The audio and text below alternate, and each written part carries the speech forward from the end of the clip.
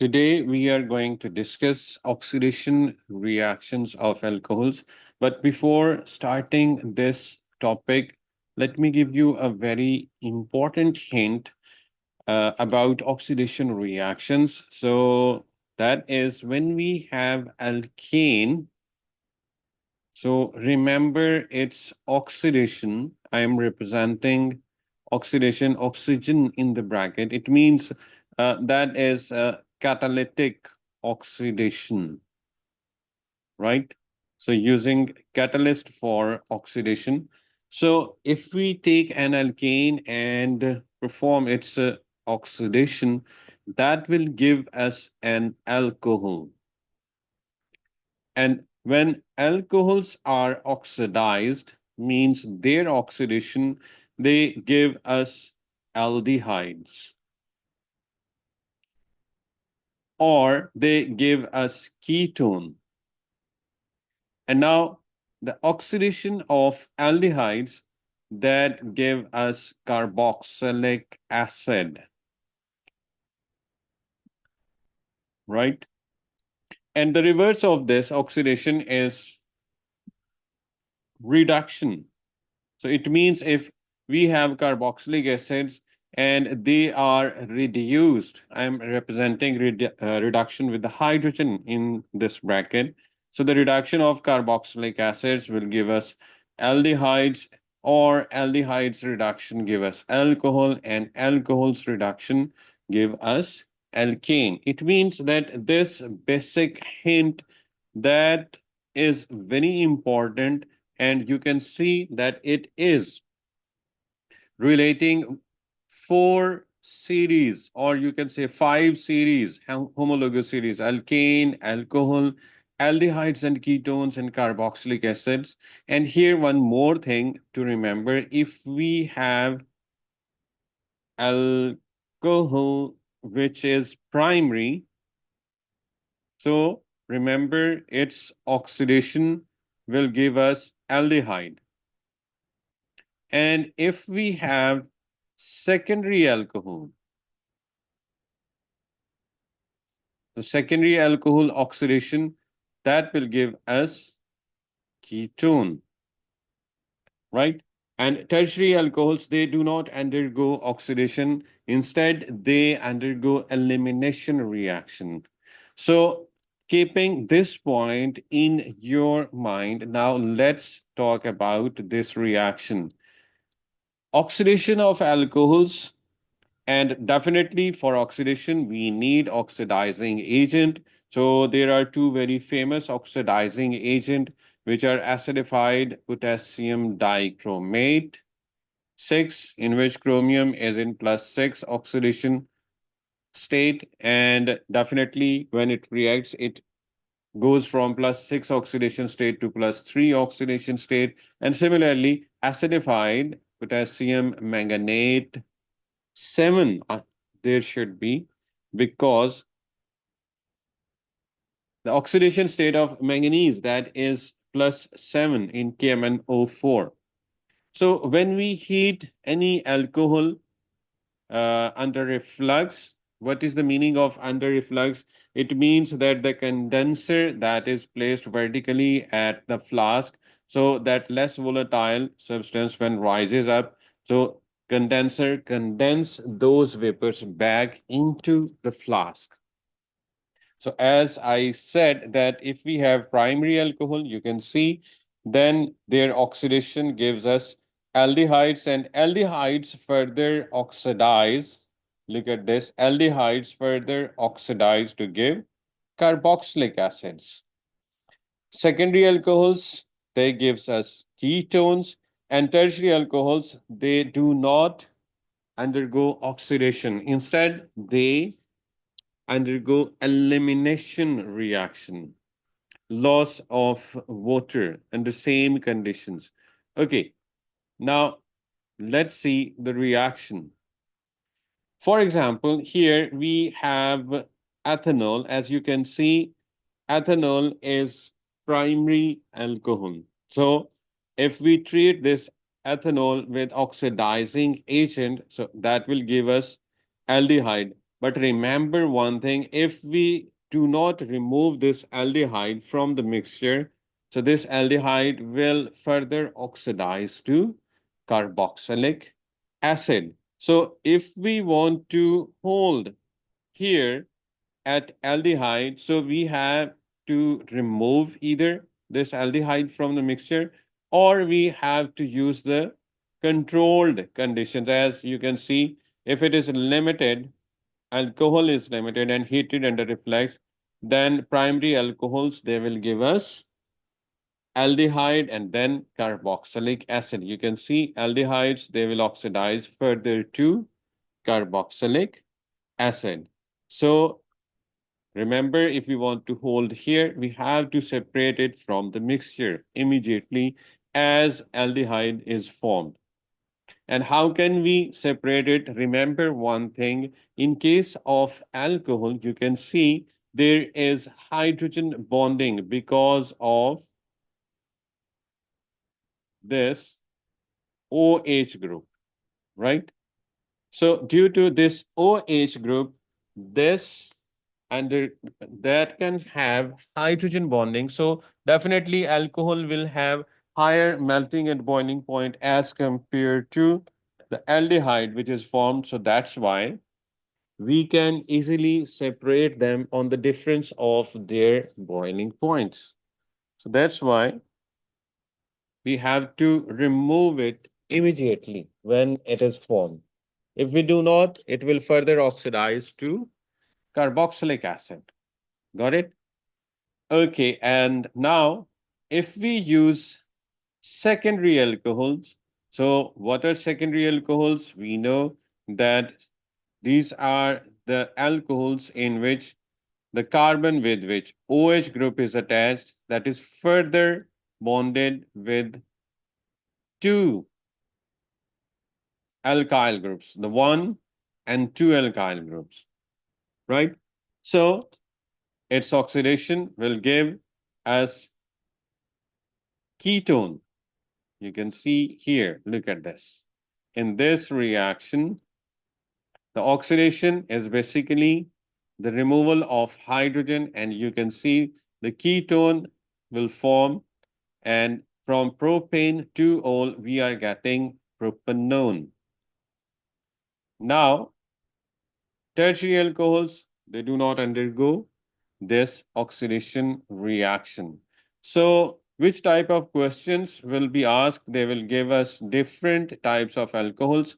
For example, as I have taken this one, so this alcohol is butane 2-ol. Why? Because 1, 2, 3, and 4. So OH group is on second carbon. So it's secondary alcohol. So its oxidation will give us a ketone. CH3, C double bond O, CH2, and CH3. And the name of this is butanone. Why I'm not presenting the position of C double bond O? Because only one possibility, right? So that's why the position of this carbonyl group is not mentioned in its name. Now, after oxidation, next reaction. Look at this. This can also be used for observation for identification of alcohols if we use oxidizing agent, because we know that these oxidizing agents, they have colors. Potassium dichromate, that is orange in color when it is acting as oxidizing agent, its color goes from orange to green, and similarly KMnO4 goes from purple to colorless. So this can be used for identification of a given alcohol, right? So if the colors of these oxidizing agents are changed, then it is alcohol. Otherwise, it is not. For example, if we have this primary alcohol, so its oxidation will give us aldehyde and then carboxylic acid. So in this case, the color of this oxidizing agent will change, right? Secondary alcohols gives ketones, no further oxidation. And tertiary alcohols, no oxidation, means the color of oxidizing agent will remain same. This reaction, esterification, is also very important, as we know that whenever alcohol reacts with carboxylic acid in presence of acid, so they give us ester and water. Remember, this reaction is also a condensation reaction. Why we are calling it condensation reaction? Because during this reaction, actually two molecules, they condense together and they form a single molecule, which is ester, along with the loss of a water molecule. So, which type of functional group? Actually, it is ester. So, ester linkage will form between two molecules. So, let's see examples. Here you can see now it is ethyl propanoate.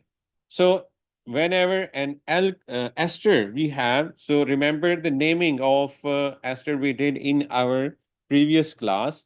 So we have to break it into two parts. So this ethyl, that part is basically coming from an alcohol, that is alcoholic part, and propanoate, that is coming from propanoic acid. Similarly, here if we break it into two parts for its naming, so this one is propyl and the one carbon methanoate. Similarly, another here, how can we name it? We have to break it from this part. So the methyl definitely from methanol, and this one is 1, 2, 3, and 4 butanoate. And for the naming of this alcohol, you have to break it from here. So it's propyl ethanoate. So remember what is the reaction when alcohols reacts with carboxylic acid. So let me explain the formation of this ethyl propanoate. So we need ethanol, right? And we also need propanoic acid. So CH3, CH2, C double bond O and OH. And during the formation of this ester, there is a loss of water molecule and we get an ester CH3, CH2, then O, then C double bond O, CH2, and CH3, and along with water molecules. That is also known as condensation reaction. So hydrogen is lost from an alcohol and OH group is from carboxylic acid. The mechanism of this reaction not a part of our syllabus right now, but when we look into the mechanism of this reaction, so we will know that the hydrogen goes from an alcohol and OH is lost from carboxylic acid, and we get this ester linkage. Here, this is known as ester linkage. So the naming that it can also be named as diethyl ester because there are two ethyl groups on either side of this ester linkage. So that actually that name is a common name, diethyl ester, but its IUPAC name is ethyl propanoate. And what is the basic property of this type of reaction? So the ester, they have fruity smell. Clear? So we can also use this as a test for alcohols, whether the given substance is an alcohol or not. We treat it with carboxylic acid in presence of acid. So if we get fruity smell, so then actually fruity smell means the pleasant smell, which is the indication of an ester. So that is also used for identification test of alcohols. Is it clear? And now next, look at this. Hmm. As you can see, the boiling chips, water bath. Actually, why we are using water bath for heating? Because we know that alcohol is a volatile substance and also it can catch fire. So we do not heat them directly. So we are heating methanol with butanoic acid. So let's predict the name of the ester which will form. So it will be methyl butanoate. So you can see here methyl comes from methanol and butanoate from butanoic acid. And that is actually the condenser. So it means we are heating, we are refluxing it, heat under reflux, right? So the condenser actually condense those vapors back which are of less volatile substance. So definitely that will be one of them butanoic acid and sorry ester, because ester don't have hydrogen bonding. Both methanol and butanoic acid, they will have hydrogen bonding, so comparatively it will have higher melting and boiling point. So you can see, as I said earlier, esters can be detected from a sweet smelling odor.